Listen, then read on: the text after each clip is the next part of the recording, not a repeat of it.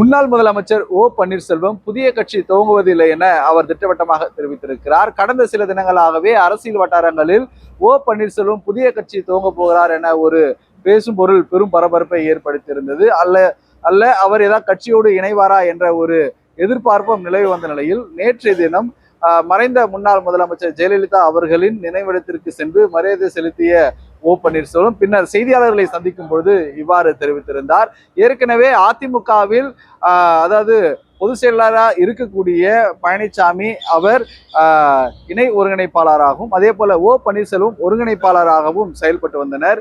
இந்நிலையில் அதிமுகவிலிருந்து நீக்கப்பட்ட ஓ பன்னீர்செல்வம் தற்பொழுது வரை அவர் எந்த கட்சியிலும் தன்னை இணைத்துக் கொள்ளவில்லை. கடந்த முறை நடைபெற்ற தேர்தலின் பொழுது கூட அவர் ராமநாதபுரத்தில் தனி சின்னத்தில் அதாவது என்டிஏ கூட்டணியில் அங்கம் வகித்து அப்பொழுது பலாப்பழ சின்னத்தில் அதாவது போட்டியிட்டு இருந்தார். இது மட்டுமல்லாமல் போட்டியிட்டு அவர் தோல்வியும் உற்றிருந்தார்.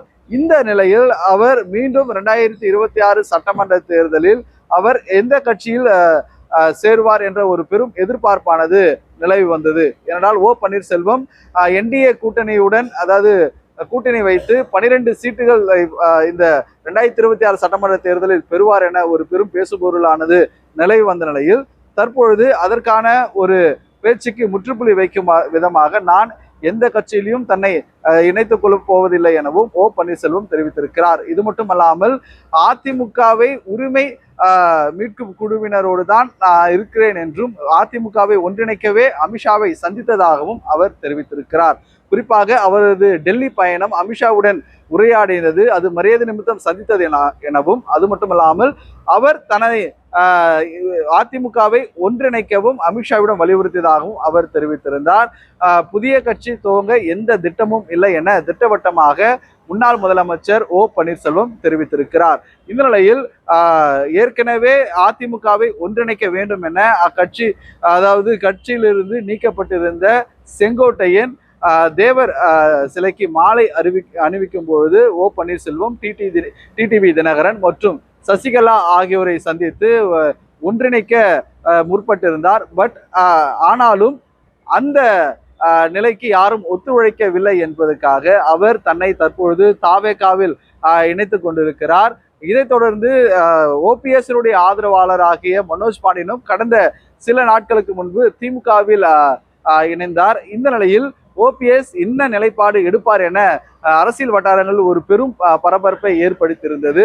ஓபிஎஸ் தனி கட்சி விரைவில் துவங்குவாரா அல்லது தன்னை ஏதாவது ஒரு கட்சியுடன் தன்னை இணைத்துக் கொள்வாரா என்ற ஒரு பெரும் பேசுபொருளானது அரசியல் வட்டாரங்களில் பரபரப்பாக இருந்த நிலையில் தற்பொழுது அதற்கு முற்றுப்புள்ளி வைக்கும் விதமாக நான் புதிய கட்சி துவங்கப்படுவது இல்லை எனவும் ஓபிஎஸ் தெரிவித்திருக்கிறார்.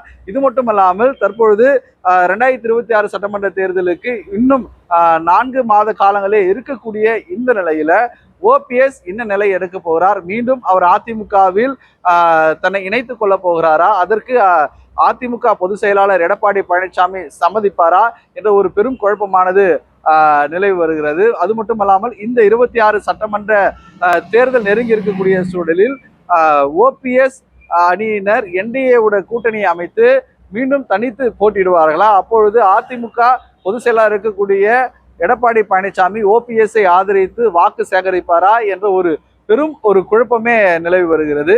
இந்த நிலையில் இந்த ஓபிஎஸ் உடைய நிலை இன்னும் சிறிது காலம் நாம் பொறுத்திருந்துதான் பார்க்க வேண்டியது அவசியமா இருக்கிறது. ஒளிப்பதிவாளர் மோனிஷுடன் செய்தியாளர் Samuel Ebenezer, G Tamil news.